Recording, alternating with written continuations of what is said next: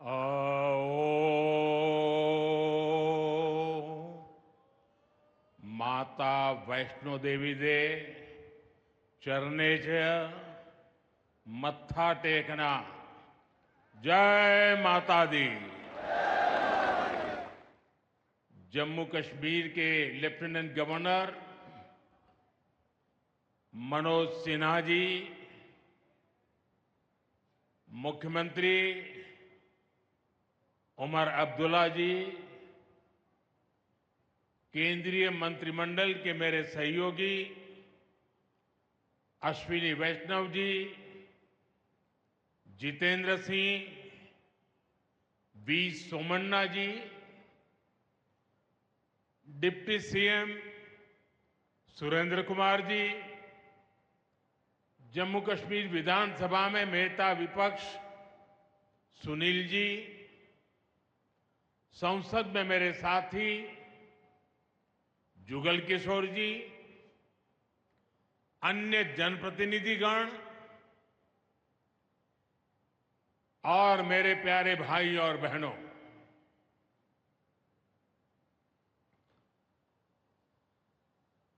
वीर जोरावर सिंह जी की ये भूमि है। मैं इस धरती को प्रणाम करता हूं। साथियों, आज का ये कार्यक्रम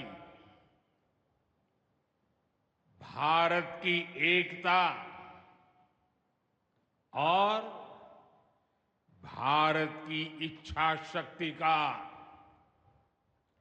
विराट उत्सव है।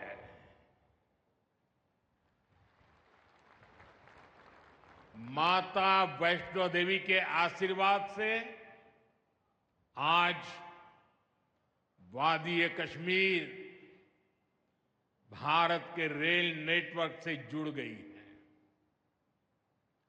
मां भारती का वर्णन करते हुए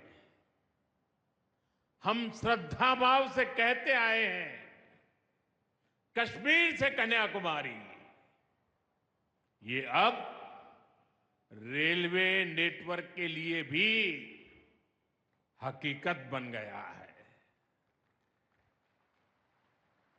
उधमपुर, श्रीनगर, बारामूला, ये रेल लाइन प्रोजेक्ट ये सिर्फ नाम नहीं है, ये जम्मू कश्मीर के नए सामर्थ्य की पहचान है। भारत के नए सामर्थ्य का जयघोष है। थोड़ी देर पहले मुझे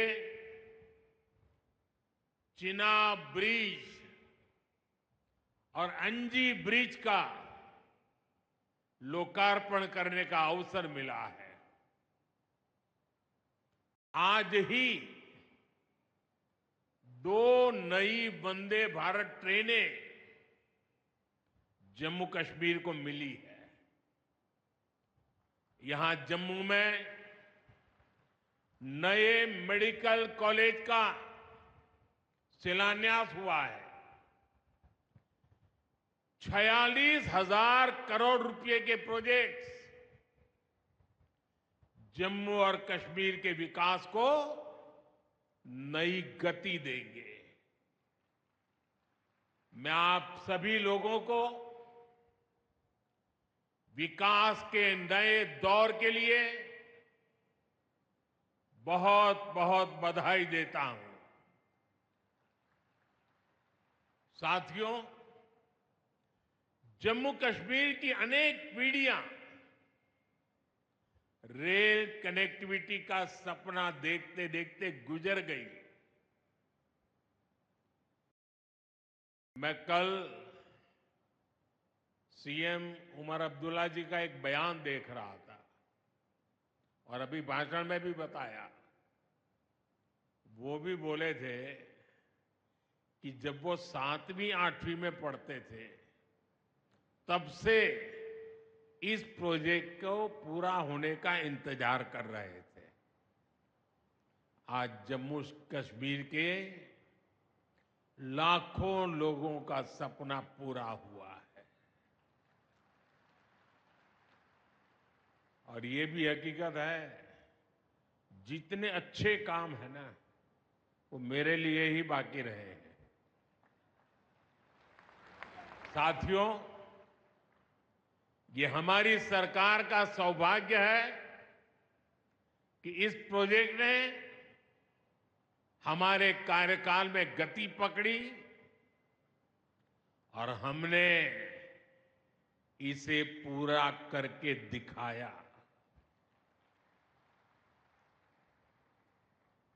बीच में कोविड के कालखंड के कारण भी अनेक मुसीबतें आई, लेकिन हम डटे रहे। साथियों, रास्ते में आने जाने की मुश्किलें, मौसम की परेशानी,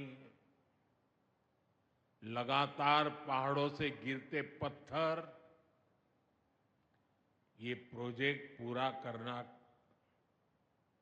मुश्किल था, चुनौतीपूर्ण था। लेकिन हमारी सरकार ने चुनौती को ही चुनौती देने का रास्ता चुना है। आज जम्मू कश्मीर में बन रहे अनेकों ऑल वेदर इंफ्रास्ट्रक्चर प्रोजेक्ट इसका उदाहरण है। कुछ महीने पहले ही सोनमर्ग टनल शुरू हुई है। अभी कुछ देर पहले ही मैं चिनाब और अंजी ब्रिज से होकर आपके बीच आया हूं। इन पुलों पर चलते हुए मैंने भारत के बुलंद इरादों को,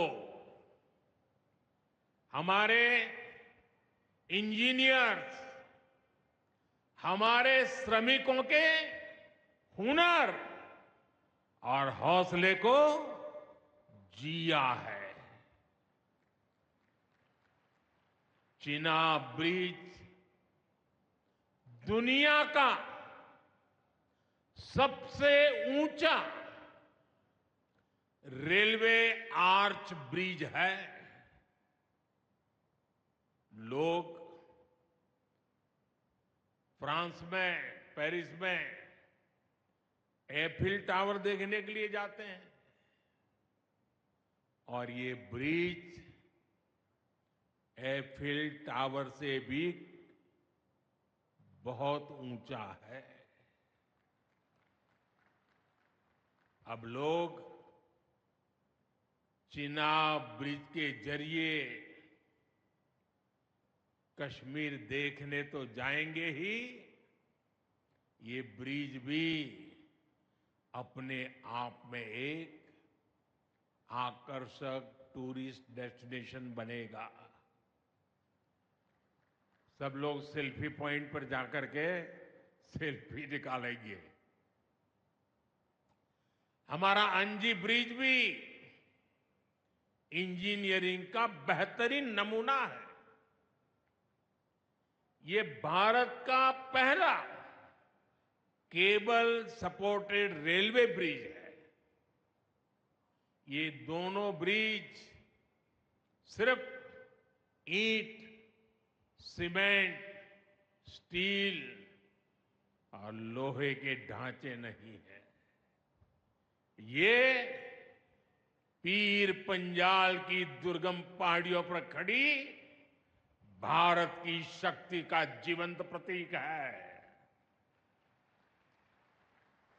ये भारत के उज्जवल भविष्य की सिंह गर्जना है। ये दिखाता है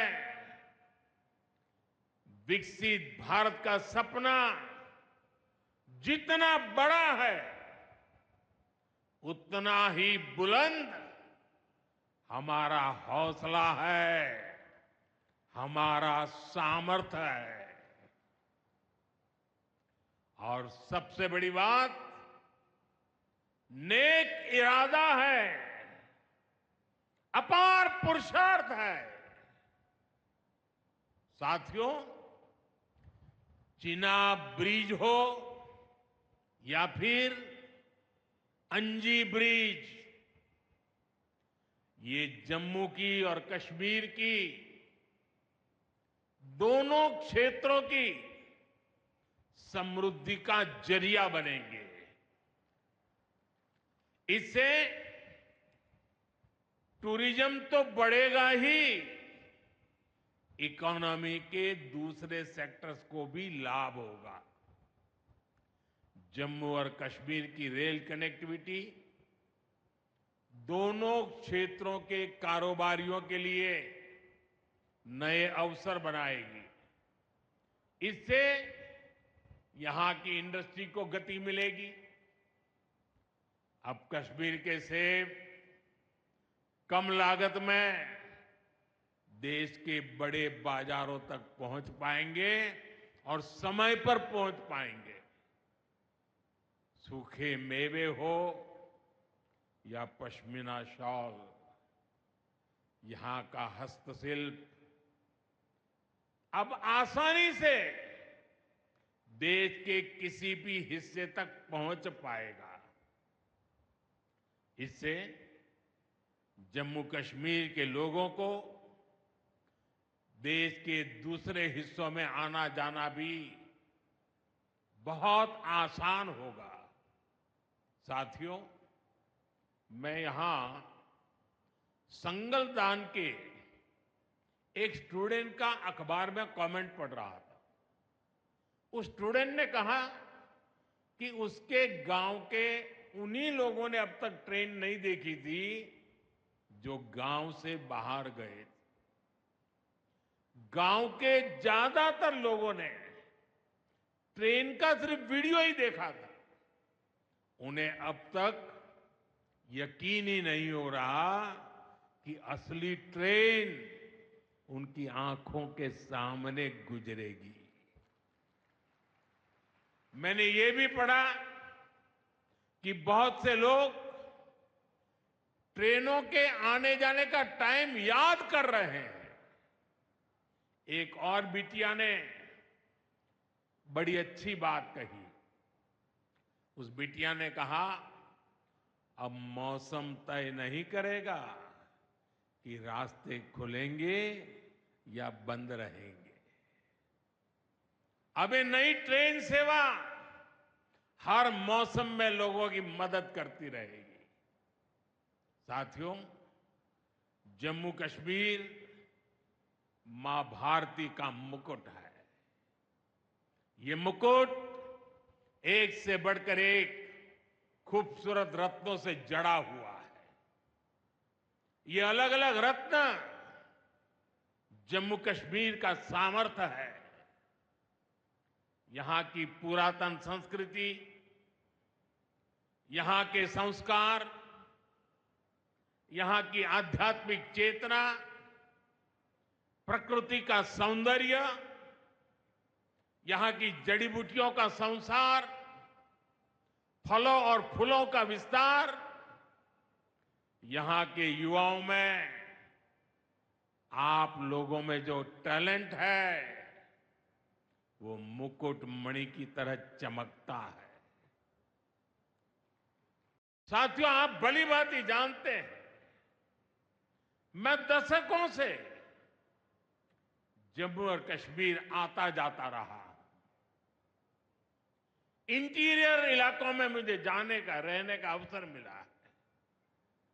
मैंने इस सामर्थ्य को लगातार देखा है, महसूस किया है, और इसलिए मैं पूरे समर्पण भाव के साथ जम्मू कश्मीर के विकास में जुटा हूं।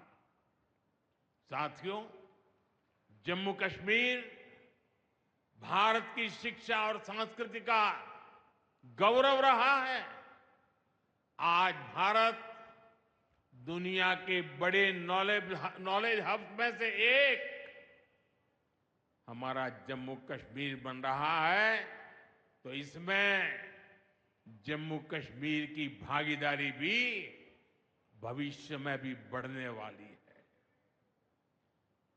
यहां आईआईटी, आईआईएम, एम्स और नीट जैसे संस्थान है। जम्मू और श्रीनगर में सेंट्रल यूनिवर्सिटीज हैं। जम्मू और कश्मीर में रिसर्च इकोसिस्टम का भी विस्तार हो रहा है। साथियों, यहां पढ़ाई के साथ साथ दवाई के लिए भी अभूतपूर्व काम हो रहा है। बीते कुछ सालों में ही 2 स्टेट लेवल के कैंसर संस्थान बने हैं। पिछले 5 वर्षों में यहां 7 नए मेडिकल कॉलेज शुरू किए गए हैं। आप भी जानते हैं, जब मेडिकल कॉलेज खुलता है तो उससे मरीजों के साथ ही उस क्षेत्र के युवाओं को भी सबसे ज्यादा फायदा मिलता है। जम्मू कश्मीर में अब एमबीबीएस की सीटों की संख्या 500 से बढ़कर 1300 तक पहुंच गई है। मुझे खुशी है कि अब रियासी जिले को भी नया मेडिकल कॉलेज मिलने जा रहा है। Shri Mata Vaishno Devi institute of medical excellence, ये आधुनिक अस्पताल तो है, ये दान पुण्य करने की हमारी जो संस्कृति है उसका भी उदाहरण है। इस मेडिकल कॉलेज को बनाने में जो राशि लगी है उसके लिए भारत के कोने कोने से माता वैष्णो देवी के चरणों में आने वाले लोगों ने दान दिया हुआ है। मैं श्री माता वैष्णो देवी श्राइन बोर्ड को, उनके अध्यक्ष मनोज जी को इस पवित्र कार्य के लिए बहुत बहुत शुभकामनाएं देता हूं। इस अस्पताल की क्षमता भी 300 बेड से बढ़कर 500 बेड की जा रही है। कटरा में माता वैष्णो देवी के दर्शन करने आने वाले लोगों को भी इससे बहुत सहूलियत रहने वाली है। साथियों, केंद्र में भाजपा एनडीए की सरकार को अब 11 साल हो रहे हैं। ये 11 साल गरीब कल्याण के नाम समर्पित रहे हैं। प्रधानमंत्री आवास योजना से 4 करोड़ गरीबों का पक्के घर का सपना पूरा हुआ है। उज्ज्वला योजना से 10 करोड़ रसोइयों, उसमें धुएं का अंत हुआ है। हमारी बहनों को, बेटियों को उनकी सेहत की रक्षा हुई है। आयुष्मान भारत योजना से 50 करोड़ गरीबों को 5 लाख रुपए तक का मुफ्त इलाज मिला है। प्रधानमंत्री गरीब कल्याण अन्न योजना से हर थाली में भरपेट अनाज सुनिश्चित हुआ है।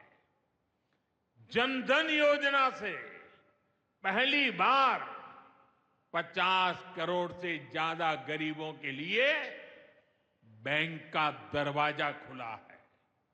सौभाग्य योजना से अंधेरे में जी रहे 2.5 करोड़ परिवारों में बिजली की रोशनी पहुंची है। स्वच्छ भारत मिशन के तहत बने 12 करोड़ शौचालयों ने खुले में शौच की मजबूरी से मुक्ति दिलाई है। जल जीवन मिशन से 12 करोड़ नए घरों में नल से जल पहुंचने लगा है। महिलाओं का जीवन आसान हुआ है।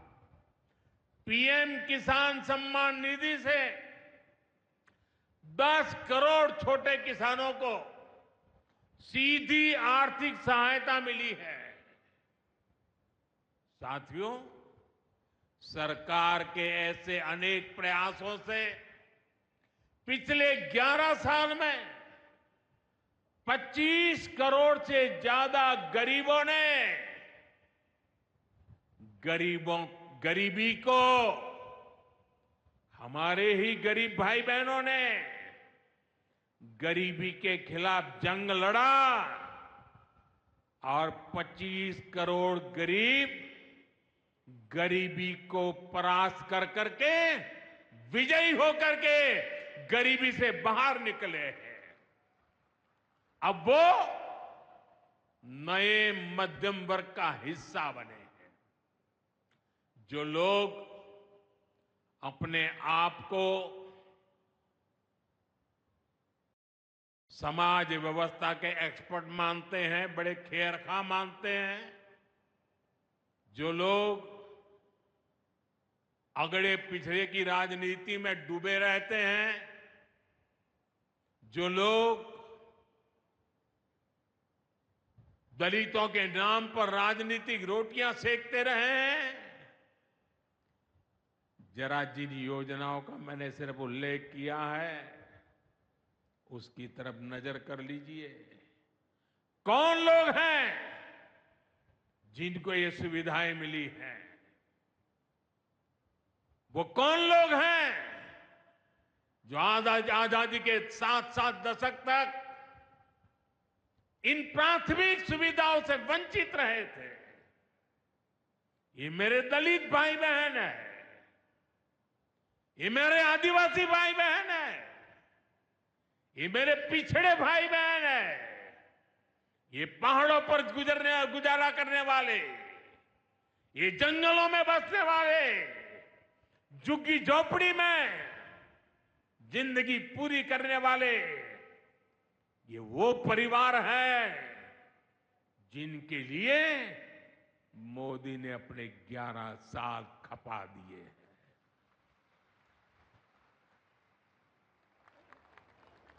केंद्र सरकार का प्रयास है कि गरीबों को, नए मध्यम वर्ग को ज्यादा से ज्यादा ताकत दे। 1 रैंक 1 पेंशन हो, 12 लाख रुपए तक की सैलरी को टैक्स फ्री करना हो, घर खरीदने के लिए आर्थिक सहायता देना हो, सस्ती हवाई यात्रा के लिए मदद देनी हो, हर तरह से सरकार गरीब और मध्यम वर्ग के साथ कंधे से कंधा मिलाकर चल रही है। साथियों, गरीबों को गरीबी से मुक्ति पाने के लिए उनका मदद करना, लेकिन ईमानदारी से जीने वाले, देश के लिए समय समय पर टैक्स देने वाले मध्यम वर्ग की ताकत बढ़ाना, इसके लिए भी आजादी में पहली बार इतना काम हुआ है जो हमने करके दिखाया है। साथियों, हम अपने यहां नौजवानों के लिए लगातार रोजगार के नए अवसर बढ़ा रहे हैं और इसका एक अहम जरिया है टूरिज्म। टूरिज्म से रोजगार मिलता है, टूरिज्म लोगों को जोड़ता है, लेकिन दुर्भाग्य से हमारे पड़ोस का देश मानवता का विरोधी, मेलजोल का विरोधी, टूरिज्म का विरोधी, इतना ही नहीं, वो ऐसा देश है जो गरीब की रोजी रोटी का भी विरोधी है। 22 अप्रैल को पहलगाम में जो कुछ हुआ वो इसी का उदाहरण है। पाकिस्तान ने पहलगाम में इंसानियत और कश्मीरियत दोनों पर वार किया। उसका इरादा भारत में दंगे कराने का था। उसका इरादा कश्मीर के मेहनतकश लोगों की कमाई को रोकना था। इसलिए पाकिस्तान ने टूरिस्ट पर हमला किया। वो टूरिज्म जो बीते 4-5 साल में लगातार बढ़ रहा था, हर साल यहां रिकॉर्ड संख्या में टूरिस्ट आ रहे थे। जिस टूरिज्म से जम्मू कश्मीर के गरीबों के घर चलते हैं, उसको पाकिस्तान ने निशाना बनाया।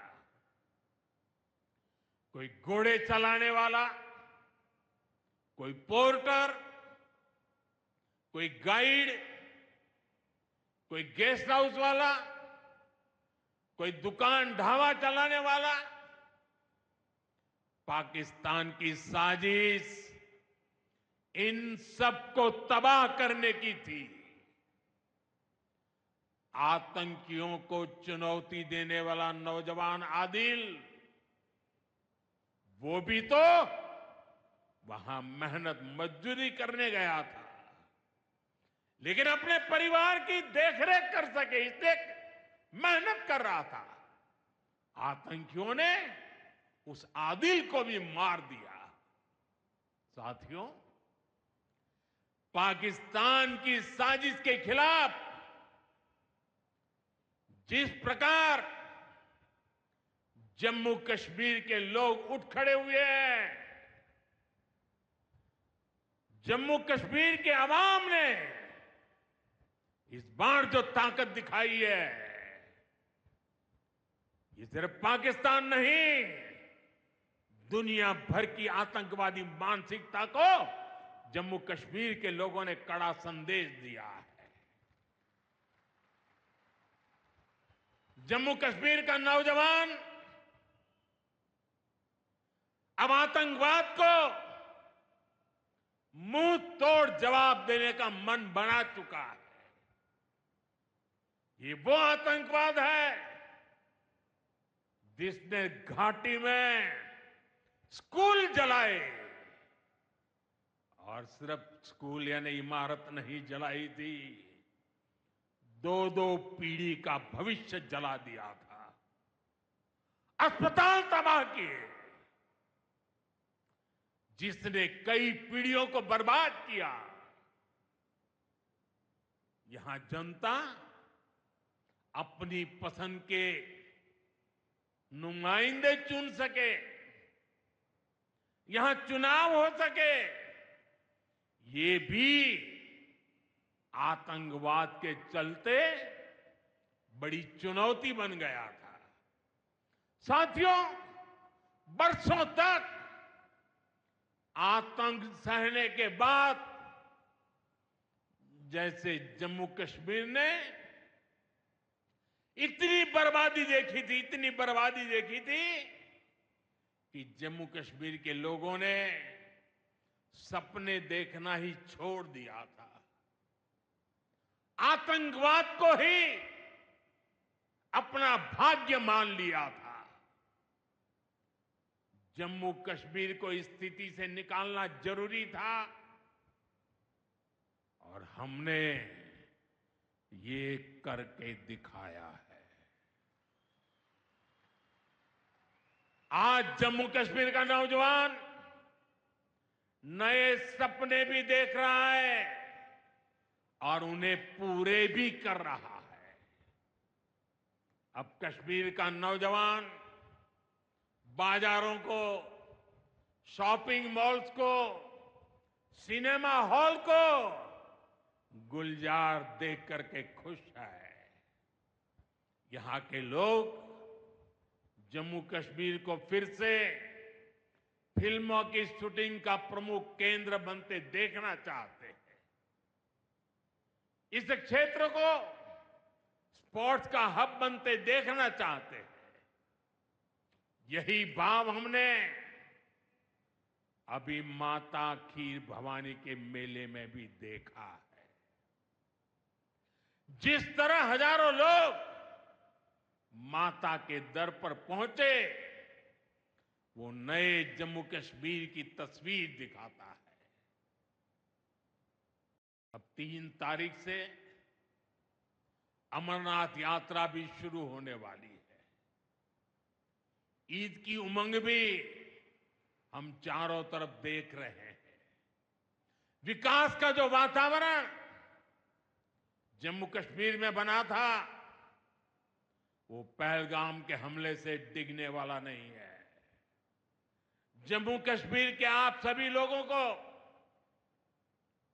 और आप सबसे नरेंद्र मोदी का वायदा है। मैं यहां विकास को रुकने नहीं दूंगा। यहां के नौजवानों को सपने पूरा करने से कोई भी बाधा अगर रुकावट बनती है, तो उस बाधा को पहले मोदी का सामना करना पड़ेगा। साथियों, आज 6 जून है। याद कीजिए, 1 महीने पहले, ठीक 1 महीने पहले 6 मई की वो रात पाकिस्तान के आतंकियों पर कयामत बरसी थी।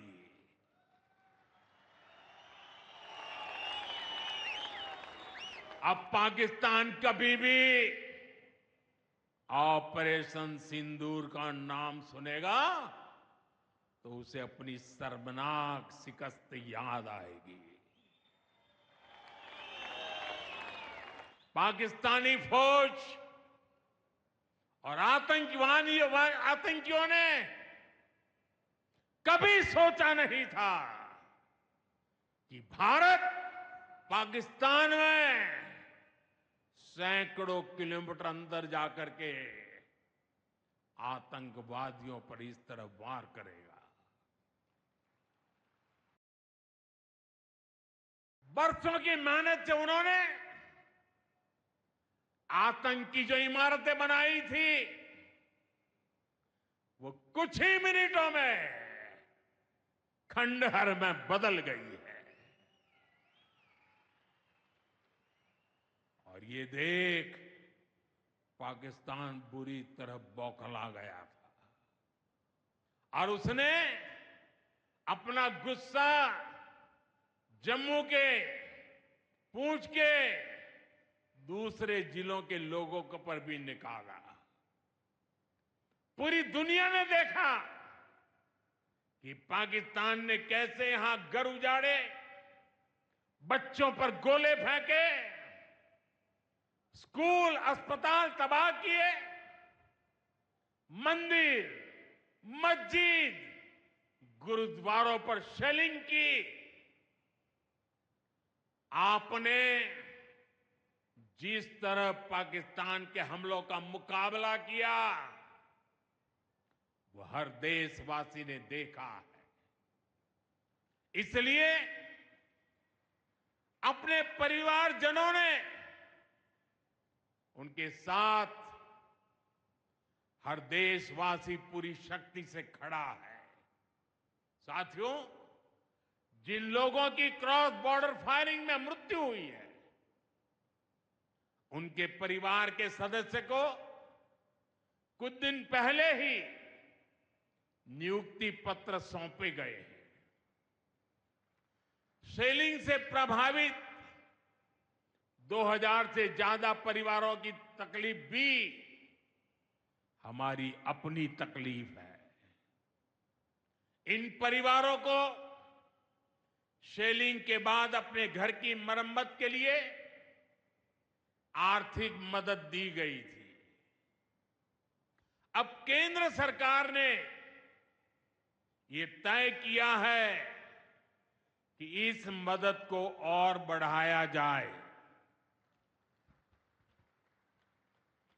आज के इस कार्यक्रम में मैं इसकी भी जानकारी आपको देना चाहता हूं। साथियों, जिन घरों में बहुत ज्यादा नुकसान हुआ है उन्हें अब 2 लाख रुपए और जो घर आंशिक रूप से क्षतिग्रस्त हुए उन्हें 1 लाख रुपए की सहायता अलग से दी जाएगी, अतिरिक्त दी जाएगी। यानी अब उन्हें पहली बार की मदद के बाद ये एक्स्ट्रा धनराशि मिलेगी। साथियों, हमारी सरकार बॉर्डर किनारे बसे लोगों को देश का प्रथम प्रहरी मानती है। बीते दशक में सरकार ने बॉर्डर के जिलों में विकास और सुरक्षा के लिए अभूतपूर्व काम किया है। इस दौरान करीब 10,000 नए बंकर्स बनाए गए हैं। इन बंकरों ने ऑपरेशन सिंदूर के बाद बने हालात में लोगों का जीवन बचाने में बड़ी मदद की है। मुझे बताते हुए खुशी है कि जम्मू और कश्मीर डिवीजन के लिए 2 बॉर्डर बटालियन बनाई गई है। 2 वुमेन बटालियन बनाने का भी काम पूरा कर लिया गया है। साथियों, हमारा जो इंटरनेशनल बॉर्डर है उसके पास जो बहुत दुर्गम इलाके हैं वहां भी सैकड़ों करोड़ रुपया खर्च करके नया इंफ्रा बनाया जा रहा है। कठुआ से जम्मू हाईवे को 6 लेन का एक्सप्रेसवे बनाया जा रहा है। अखनूर से पुंछ हाईवे का भी चौड़ीकरण किया जा रहा है। वाइब्रेंट विलेज प्रोग्राम के तहत भी बॉर्डर के गांवों में विकास के काम को और गति दी जा रही है। जम्मू कश्मीर के 400 ऐसे गांव जहां ऑल वेदर कनेक्टिविटी नहीं थी, उन्हें 1800 किलोमीटर की नई सड़कें बिछाकर जोड़ा जा रहा है। इस पर भी सरकार 4,200 करोड़ रुपए से ज्यादा खर्च करने जा रही है। साथियों, आज मैं जम्मू कश्मीर के आप लोगों से, खासकर यहां के नौजवानों से एक विशेष आग्रह भी करने आया हूं और जम्मू कश्मीर की धरती से मैं देश को भी आग्रह करना चाहता हूं। आपने देखा है कि कैसे ऑपरेशन सिंदूर ने आत्मनिर्भर भारत की ताकत दिखाई है। आज दुनिया भारत के डिफेंस इकोसिस्टम की चर्चा कर रही है और इसके पीछे एक ही कारण है, हमारी सेनाओं का मेक इन इंडिया पर भरोसा। सेनाओं ने जो कर दिखाया, अब वही हर भारतवासी को दोहराना है। इस साल के बजट में हमने मिशन मैन्युफैक्चरिंग की घोषणा की है। इस मिशन के तहत सरकार मैन्युफैक्चरिंग को नई उड़ान देने का काम कर रही है। मैं जम्मू कश्मीर के युवाओं से कहूंगा, आइए इस मिशन का हिस्सा बनिए। देश को आपकी आधुनिक सोच चाहिए, देश को आपके इनोवेशन की जरूरत है। आपके आइडिया, आपकी स्किल भारत की सुरक्षा को, भारत की अर्थव्यवस्था को नई ऊंचाई देंगे। पिछले 10 वर्षों में भारत एक बड़ा डिफेंस एक्सपोर्टर बना है। अब हमारा लक्ष्य है दुनिया के टॉप डिफेंस एक्सपोर्टर्स में भारत का नाम भी शामिल हो। इस लक्ष्य की ओर हम जितना तेजी से बढ़ेंगे उतनी ही तेजी से भारत में रोजगार के लाखों नए अवसर पैदा होंगे। साथियों, हमें एक और संकल्प लेना है। जो सामान भारत में बना हो, जिसमें हमारे देशवासियों का पसीना लगा हो, हम सबसे पहले उसे ही खरीदें। और यही राष्ट्रभक्ति है, यही राष्ट्र की सेवा है। सीमा पर हमें हमारी सेनाओं का मान बढ़ाना है और बाजार में हमें मेड इन इंडिया का गौरव बढ़ाना है। साथियों, एक सुनहरा और उज्जवल भविष्य जम्मू कश्मीर का इंतजार कर रहा है। केंद्र सरकार और यहां की सरकार मिलकर विकास के कार्यों में जुटे हैं, एक दूसरे को सहयोग कर रहे हैं। शांति और खुशहाली के जिस रास्ते पर हम आगे बढ़ रहे हैं, हमें उसे लगातार मजबूत करना है। मां वैष्णो देवी के आशीर्वाद से विकसित भारत, विकसित जम्मू कश्मीर का यह संकल्प सिद्धि तक पहुंचे, इसी कामना के साथ आप सभी को फिर से ये ढेर सारे विकास के प्रोजेक्ट के लिए और एक से बढ़कर एक शानदार प्रोजेक्ट के लिए मैं बहुत बहुत बधाई देता हूं। दोनों मुट्ठी बंद करके पूरी ताकत से मेरे साथ बोलिए, भारत माता की। आवाज हिंदुस्तान के हर कोने में गूंजनी चाहिए। भारत माता की, भारत माता की, भारत माता की, भारत माता की। बहुत बहुत धन्यवाद।